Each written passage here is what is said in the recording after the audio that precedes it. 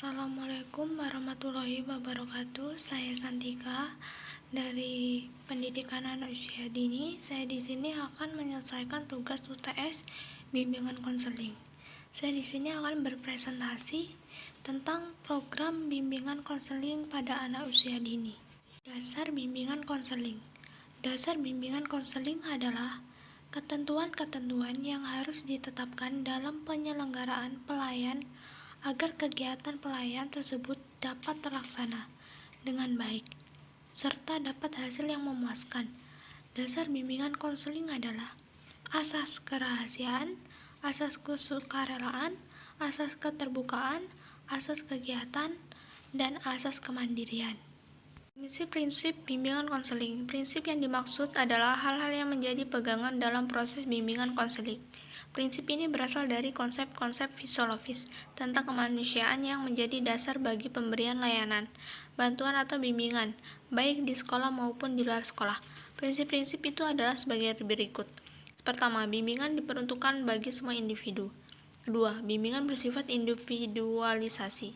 Ketiga, bimbingan menekankan hal yang positif. Keempat, bimbingan merupakan usaha bersama. Kelima, pengambilan keputusan merupakan hal yang esensial dalam bimbingan. Keenam, bimbingan berlangsung dalam berbagai setting atau adegan kehidupan. Latar belakang program bimbingan konseling. Program PAUD sudah menjadi komitmen nasional dan internasional untuk memperluas pelayanan PAUD, tertuang dalam Deklarasi Dakar dengan tertekan, memberikan layanan untuk semua anak. Program bimbingan konseling ini sebenarnya sama pentingnya dengan program bimbingan di sekolah menengah.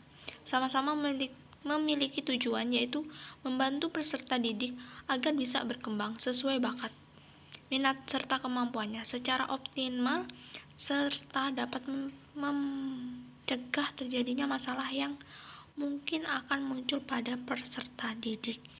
Program PAUD memiliki beberapa bentuk yang memiliki kekhasan masing-masing. Bentuk-bentuk program PAUD yaitu pendidikan keluarga, taman-taman pengasuh anak, 0-2 bulan, 2 bisa sampai 5 tahun, kelompok bermain, 3-4 tahun, taman kanak-kanak, bina keluarga balita, atau disebut BKB. Orientasi pembelajaran anak usia dini meliputi mengembangkan potensi dan kemampuan dasar, mengembangkan sikap dan minat belajar, dan bangun dasar kepribadian yang positif.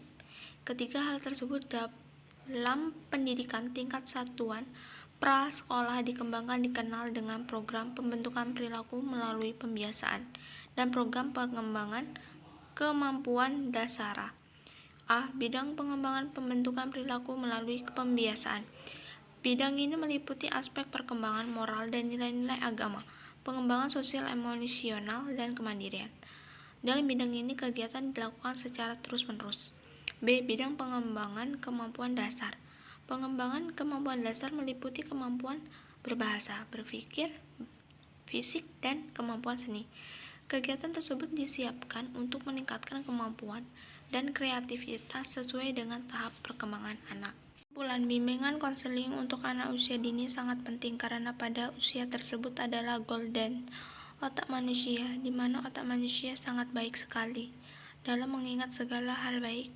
Oleh karena itu, guru BK harus bersinergi bersama orang tua agar usia golden anak tidak terlewati dengan sia-sia. Pendidikan anak usia dini adalah suatu perwujudan layanan pendidikan sejak lahir sampai usia 6 tahun dengan cara pemberian rangsangan pendidikan sehingga mengalami proses pertumbuhan dan perkembangan yang baik pada anak. Secara rinci, berbentuk program PAUD meliputi pendidikan keluarga 0-2 tahun, taman pengasuh anak 0-2 bulan hingga 2 bisa sampai 5 tahun. Kelompok bermain sampai 3-4 tahun. Taman kanak-kanak 4-6 tahun. Bina keluarga balita. Program PAUD ini bertujuan agar semua anak usia dini memiliki kesempatan tumbuh dan berkembang secara optimal sesuai dengan potensi yang dimilikinya. Oke, itu saja presentasi dari saya. Apabila ada kata salah, saya mohon maaf sebesar-besarnya. Saya akhiri. Wassalamualaikum warahmatullahi wabarakatuh.